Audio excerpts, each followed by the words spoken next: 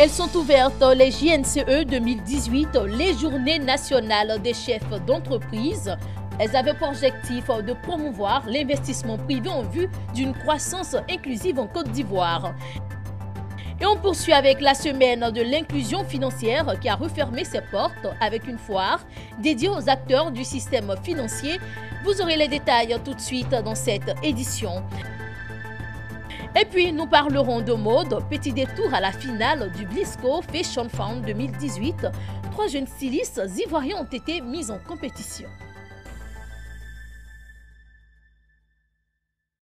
Bonsoir à tous, madame, monsieur, bienvenue dans ce temps d'information.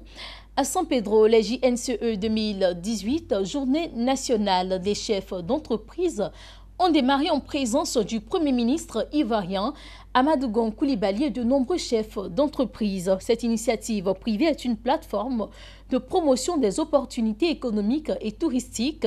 Elle vise à promouvoir l'investissement privé en vue d'une inclusion financière totale en Côte d'Ivoire. Hervé Blagnon et Abel Kwaro pour le reportage. Un forum annuel pour promouvoir l'investissement privé. La deuxième édition des Journées nationales des chefs d'entreprise, JNCE, a posé ses valises ce vendredi à San Pedro. Objectif, fédérer les énergies des chefs d'entreprise autour d'un idéal social, le développement durable et la croissance inclusive. C'est un rendez-vous annuel, organisé de façon tournante dans les régions du pays. C'est une plateforme qui vise à faire la promotion des opportunités économiques et touristiques qu'offrent les collectivités territoriales. L'objectif ultime est de favoriser les investissements privés dans toutes les régions du pays en vue d'un développement économique plus inclusif et équilibré. C'est dire que nous entendons modestement, progressivement, amener le secteur privé national à toucher du doigt, sinon de la main entière, les nombreuses opportunités d'affaires que regorgent nos régions. Inaugurant les JNCE 2018, le Premier ministre Amadou Gon Coulibaly a invité les chefs d'entreprise à multiplier les initiatives visant l'essor économique de la Côte d'Ivoire, un développement soutenu par la promotion des PME. Le choix de la région de San Pedro pour abriter cette deuxième édition nous paraît stratégique eu égard à ses nombreux atouts et potentialités. Cette région s'affiche aujourd'hui comme le deuxième pôle économique de notre pays après Abidjan.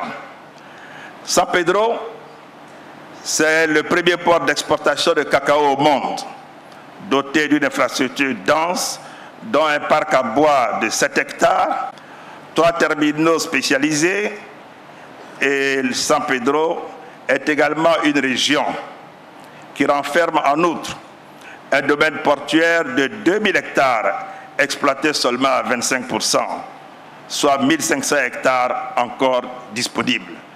Donc, chers chefs d'entreprise, il y a de la place, des terrains industriels à San Pedro. À cela s'ajoutent des matières premières agricoles en abondance, qui passent notamment par le port de San Pedro, le cacao, l'EVA, le palmier à huile et le bois dans toute cette région du Bassa-Sandra. À travers les JNCE 2018, les chefs d'entreprise et participants comptent donner un coup d'accélérateur au développement économique des collectivités décentralisées. De mieux connaître le tissu économique de San Pedro, qui est un peu éloigné d'Abidjan, tout en étant pas si loin en quelque sorte, mais peu connu par la capitale. Il devrait permettre justement de présenter les opportunités du port en termes d'espace pour l'implantation de nouvelles industries. Et qui dit nouvelles industries parle de création de valeur, de création de richesses au travers de l'emploi. Cette initiative permet aux chefs d'entreprise, hommes d'affaires, de parcourir notre pays chaque année, aller dans les régions pour connaître les opportunités d'affaires et d'établissement pour eux. Et ainsi, de permettre à la Côte d'Ivoire de se développer de manière équilibrée. Participer à ces GNCE-là, comme je l'ai dit, est très important pour Crédit Access, par là même pour moi-même, parce que ça nous permet d'explorer de nouvelles opportunités de présence, notamment dans la boucle du cacao, et très bientôt nous comptons nous implanter. Il faut reconnaître que c'est une plateforme relationnelle et aujourd'hui on donne l'opportunité aux chefs d'entreprise de la Côte d'Ivoire de se réunir en un seul lieu afin de parler développement. Panel, ateliers, visites touristiques et les awards des GNCE vont marquer durant 3 jours l'agenda des chefs d'entreprise et participants à ces assises de San Pedro. Toujours à San Pedro, la Côte d'Ivoire, sur la route de la décentralisation des universités. La pose de la première pierre s'est faite en présence du Premier ministre ivoirien Amadou Bon Coulibaly, suivant ce reportage avec Hervé Blagnon et Abel Kwao.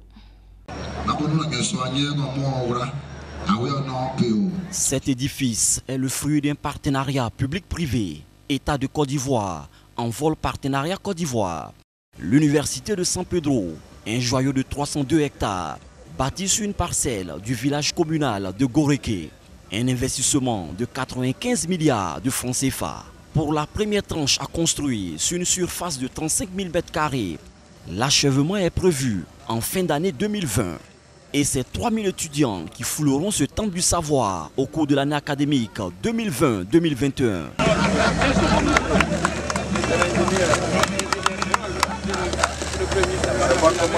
L'université de San Pedro va dispenser des spécialités portant sur les sciences de la mer, le génie civil, le tourisme et la construction navale. Le gouvernement ivoirien veut ainsi donner des chances égales aux jeunes d'accéder à l'enseignement supérieur. À terme, l'université de San Pedro accueillera 20 000 étudiants. La prochaine université à construire avant 2020 est celle de Bondoukou. Et puis à Abidjan, la semaine nationale de l'inclusion financière a refermé ses portes avec une foire dédiée aux acteurs du système financier. Une semaine pour aborder les entraves liées à l'inclusion financière et en dégager les pistes et les solutions. Les résultats obtenus à l'issue de cet événement ont été jugés satisfaisants par la BCAO, initiateur de ce projet. Lawani Babatunde. Au terme de l'étape abidjanaise de la semaine de l'inclusion financière organisée par la BCEAO, il ressort que le processus de l'inclusion financière est en nette progression en Côte d'Ivoire. Un habitant sur 2 est financièrement inclus malgré un taux de bancarisation autour de 14%. Grâce au système financier décentralisé et surtout le mobile money, près de 48% de la population a accès aux services et produits financiers. En cela, les acteurs rivalisent d'ingéniosité pour proposer des offres innovantes. FIDRA, même en tant qu'institution financière, il faut se le dire clairement, a une innovation dans le système financier en Côte d'Ivoire. Parce qu'en réalité, nous avons une gamme de produits qui s'adresse à une cible spécialisée. Cette cible-là qui est constituée des personnes retraitées en majorité et des salariés avec lesquels nous aidons à préparer la retraite. Aujourd'hui, Microcred propose des comptes qui sont 100% gratuits et des comptes auxquels on a accès partout où on est, quel que soit le réseau dans lequel on est. La semaine de l'inclusion financière s'est simultanément tenue dans les 8 États membres de l'UEMOA et au siège de la Banque centrale à Dakar. En ce qui concerne la Côte d'Ivoire, le Bureau national de la BCEAO s'est réjoui d'avoir réussi à rassembler tous les acteurs du système financier pour un accès permanent et une utilisation effective de la population aux produits et services financiers adaptés à des coûts abordables. Nous avons eu un événement hier avec la jeunesse qui a été l'un des clous de cette semaine de l'inclusion financière. Dire que mobiliser autant de jeunes ici, avec autant d'intérêt, ce n'était pas acquis. Mais nous avons été agréablement surpris par cette participation des jeunes qui nous donne un espoir que ces jeunes vont adhérer pleinement aux services financiers. Et pour nous, c'est un résultat majeur. En Côte d'Ivoire et dans le reste de la zone UEMOA, la situation de l'inclusion financière est satisfaisante, mais devrait être améliorée pour un accès de toute la population aux services et produits financiers. Pour l'heure, 55% d'entre elles utilisent les services financiers contre 14% 10 ans plus tôt. Joseph Makambou, directeur général de la maison d'assurance La Loyale Vie, était l'invité de la 6e édition du networking dénommé Meetup, une rencontre périodique de partage d'expériences entrepreneuriales avec des jeunes gens désireux d'avoir un modèle de réussite. Mon désir Nascimento pour le reportage. C'est le parcours de Joseph Makambou, président-directeur général de la maison d'assurance La Loyale Vie, qui était au cœur des échanges de la 6e édition des rencontres dénommées Meetup. Son histoire retrace la vie d'un lycéen peu brillant en discipline de Saint-Technique, dont le rêve était de devenir ingénieur en bâtiments et travaux publics. Le rêve, bien qu'étant aux antipodes avec sa maigre performance, s'est réalisé grâce à son abnégation et la fougue de bravoure. Le jeune lycéen courageux et déterminé parviendra à braver ses limites et deviendra un des rares ingénieurs de la sous-région ayant exécuté avec brio la construction d'immeubles de référence en Côte d'Ivoire, notamment la tour Postel 2001 d'Abidjan. J'avais deux grands hommes qui étaient feu Victor Amagou et Nangui Makambou, qui étaient ingénieurs. Et tout gosse, je les regardais et je me suis dit, à travers ces hommes-là, que je devais moi aussi être un ingénieur. Il parvint aussi à se frotter aux assureurs vu que son métier avait de fortes corrélations avec l'assurance.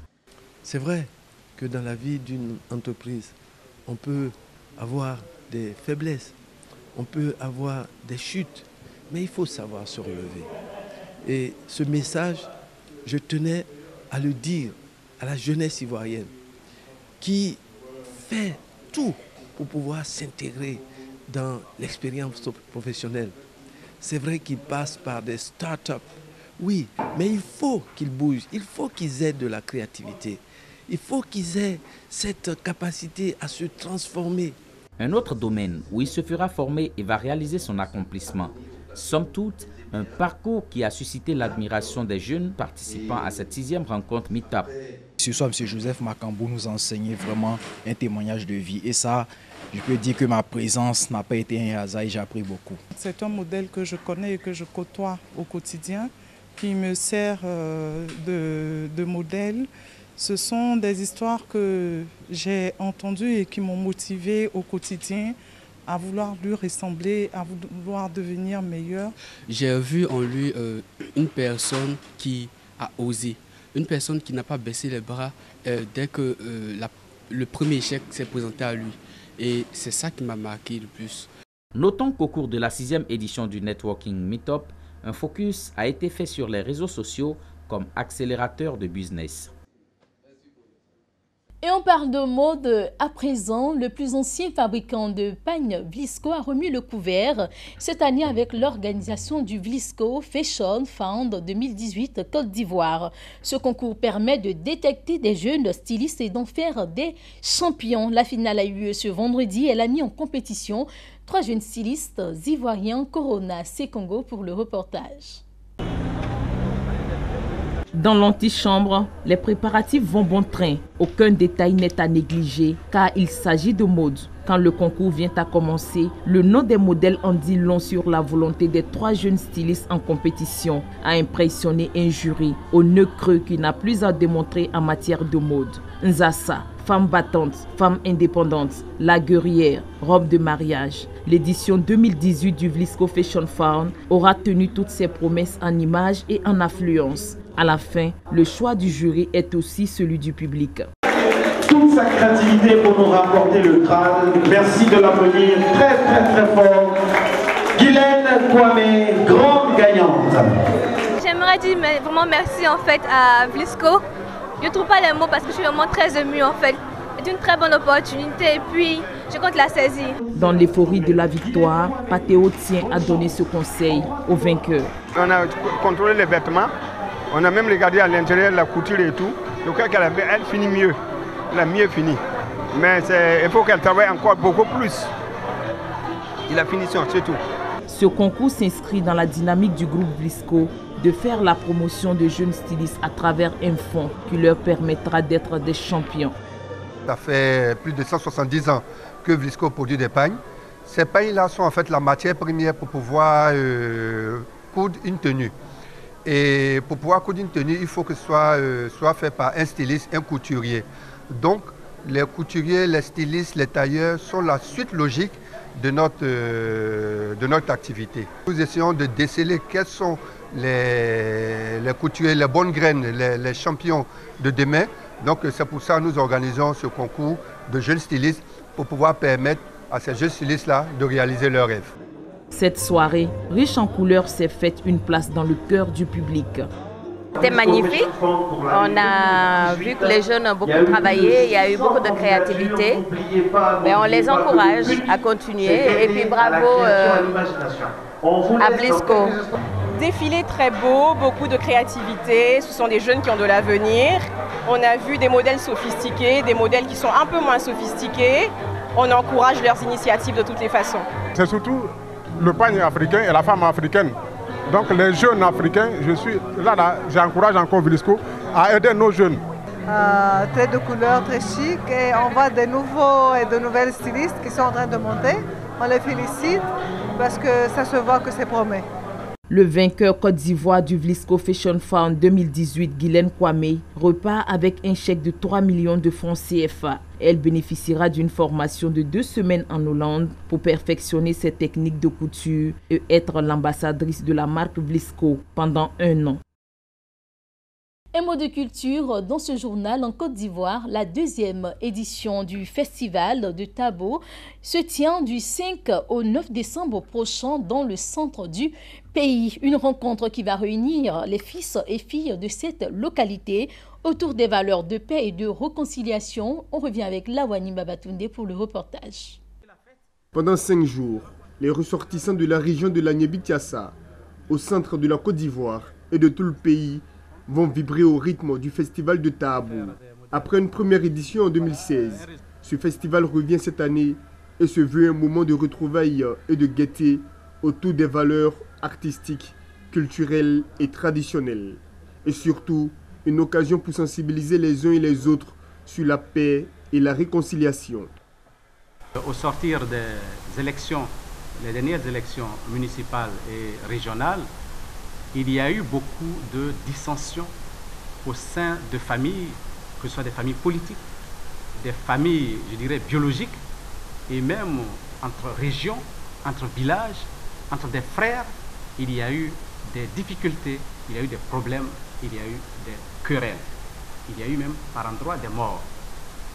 Il est clair que, Dieu merci, pour notre département Tabo, il n'y a pas eu de mort. Nous estimons qu'il faut recoudre le tissu social qui s'est à un moment détérioré, comme partout dans la Côte d'Ivoire. Nous ne pensons pas que la politique doit être une occasion de diviser les frères et les sœurs, mais plutôt une occasion de se rassembler et contribuer, participer au développement collectif que nous sommes appelés à mener. Le festival de Tabo va être meublé de danse, de contes, de musique, d'expositions d'objets d'art et de vestiges. Un festival sans nul doute organisé pour promouvoir et valoriser les richesses culturelles et touristiques du département de Tabo, localité située dans le centre de la Côte d'Ivoire. Voilà qui met fin à cette édition. Merci à vous pour votre attention. Ce journal a été réalisé par l'ensemble de la rédaction. On se retrouve très bientôt. D'ici là, portez-vous bien.